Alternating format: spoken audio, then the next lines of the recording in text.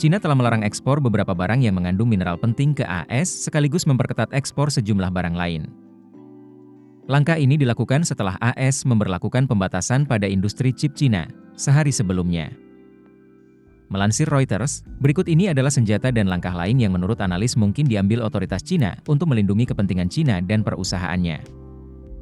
Menyasar Intel. Pengumuman Beijing pada bulan Mei tahun lalu bahwa mereka akan memblokir beberapa pembelian pemerintah dari Micron setelah pembuat chip memori AS tersebut gagal dalam tinjauan keamanan secara luas, dianggap sebagai salah satu langkah pembalasan pertama Tiongkok dalam perang chip AS Tiongkok. Kekhawatiran telah berkembang bahwa raksasa teknologi AS Intel dapat menjadi target di masa mendatang. Dugaan ini muncul setelah Asosiasi Keamanan Siber Tiongkok menuduh perusahaan Amerika tersebut telah terus-menerus merugikan keamanan dan kepentingan nasional Cina. Selain itu, produk-produk Intel yang dijual di Tiongkok juga harus menjalani tinjauan keamanan.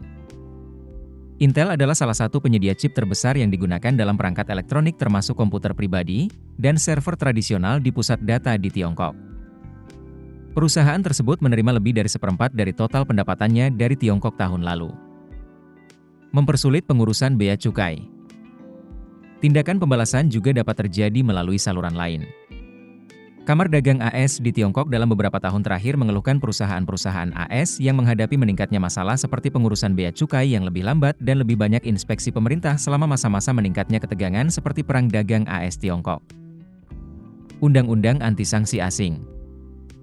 Tiongkok juga memiliki Undang-Undang Anti-Sanksi Asing yang berlaku sejak Juni 2021, yang digunakannya untuk menargetkan perusahaan-perusahaan asing yang dianggap telah merugikan keamanan nasional negara tersebut atau menyebabkan perusahaan-perusahaan Tiongkok dikenai sanksi.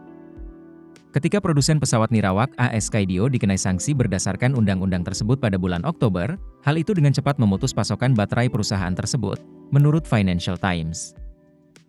Seiring meningkatnya penahanan terhadap Tiongkok, lebih banyak industri, bisnis, dan seluruh perekonomian AS akan membayar harga yang semakin mahal, ditulis media milik negara Global Times dalam sebuah artikel opini tentang Skydio pada bulan November.